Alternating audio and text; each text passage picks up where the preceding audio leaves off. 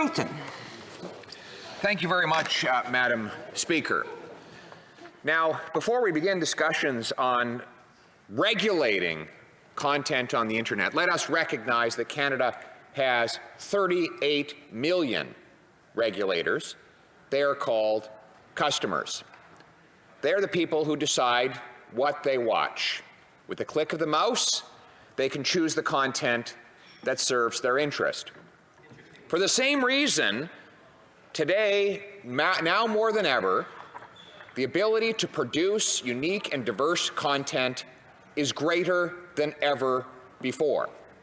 The advent of the internet, far from limiting the production of Canadian content, has vastly expanded it by dramatically reducing the cost of production and distribution. If you really think about the cost of producing and distributing content today is probably 99% lower than it was just 25 years ago.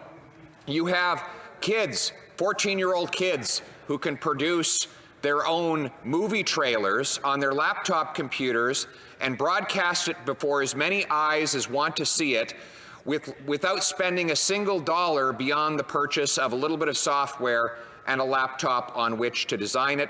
And the quality is probably superior to that which Hollywood would have been able to do just a few decades ago. This has democratized and expanded the scope of content. It has allowed minorities and people with particular interests that are not majoritarian in their popularity to reach audiences. It used to be, back in the old days, you had to compete for real estate in the HMV or the local record store or the local Blockbuster. And if you were not among the top 50, you didn't get that real estate. And so even if your product was interesting to, say, 3% of the public, you couldn't sell it to anybody because you had no means to get it to them and because you could not generate the capital to produce it in the first place. So let us start by acknowledging that the changes to which this bill proposes to respond are actually good changes. They are democratizing changes. They spread out power and diversity, which is something that we should allow and that freedom provides. Now, this government seeks to extend its reach, broaden its tentacles into the internet. Let me quote, "Hear, hear," says the Liberal member across the way. And every once in a while the veil falls and they reveal their true selves. I say they want to extend their tentacles into the internet, and one of the most prominent Liberal MPs says, "Hear, hear." Thank him, Madam Chair, when you have a chance, for his temporary and accidental honesty.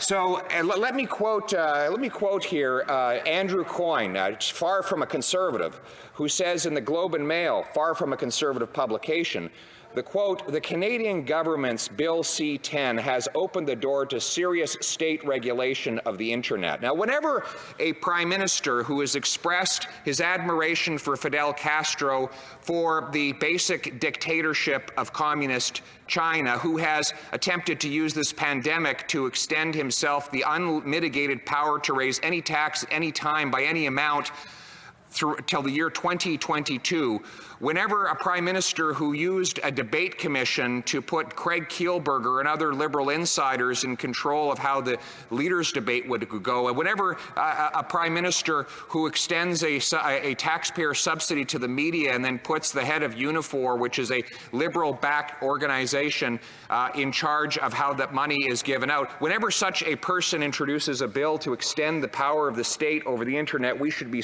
very suspicious. Allow me to quote Mr. Coyne, who says, "Well, while the government claims it would not empower the CRTC to regulate smaller services such as BritBox, social media sites such as YouTube, or online news content, the bill contains no specific provision that would prohibit it and includes provisions that seem to allow it. For example, the bill exempts quote, programs that are uploaded to an online undertaking by its users and, quote, online undertakings whose broadcasts consist of only such programs.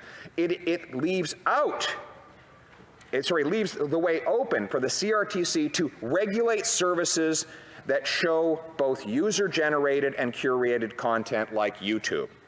So, What that means is we're opening the door for the CRTC to regulate the kinds of things that everyday Canadians produce and upload onto the internet.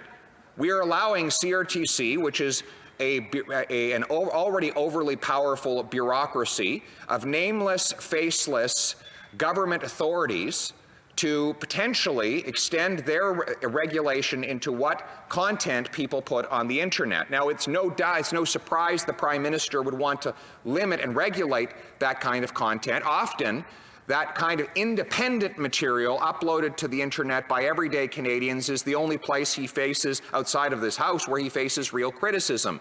He is not protected by the adoring glow of his supporters in the press gallery. So therefore, he has to contend with the scrutiny of everyday Canadians who dare criticize him or his ideological direction, or dare produce content that might contradict his world view. So the government refuses to clearly circumscribe the power of the CRTC, and it opens the door for that power to be extended. We can only assume that that was designed for the very purpose of extending more control over what Canadians watch, read, hear, and produce. That, Madam Chair, is further compounded by the fact that the bill allows the Cabinet order-making power over the CRTC to direct how it will apply these brand new powers. Powers that the member across the way is salivating over right now. Powers that he said, "Hear, hear," as soon as I suggested that he might have them. Madam Chair, we live in a free country. Everyday, ordinary Canadians should be allowed their own megaphone, and the only limit on how loud and how vast their voices are heard should be whether people choose to listen to them. The ability of everyday Canadians to decide what they like by voting with their click. That is the kind of liberty that we should extend to the Canadian people. And in the marketplace of ideas, there is no role for state coercion and intimidation. There is no role for nameless, faceless government bureaucrats to decide who is heard and who is not. The everyday Canadian people should have the freedom to do that for themselves. And so if we are here on this side of the House of Commons are the only ones to stand up for free speech, then I think that there are a lot of Canadians out there who will stand with us. And we know that we have in the Prime Minister someone who does not believe in free speech. He was asked about free speech, actually, after a French newspaper was the victim of a terrorist attack, and he said whether or not that publication should have freedom of expression. And he said, but freedom of expression is not unlimited, as if to suggest that the attack against that publication was somehow justified on the grounds that the publication had improperly exercised freedom of expression, and that the state ought to have the ability to limit that expression. He then backed down, by the way. He came into the House of Commons, reversed himself completely, swallowed himself whole, realized how much he had humiliated himself by revealing his real thoughts to the Canadian people.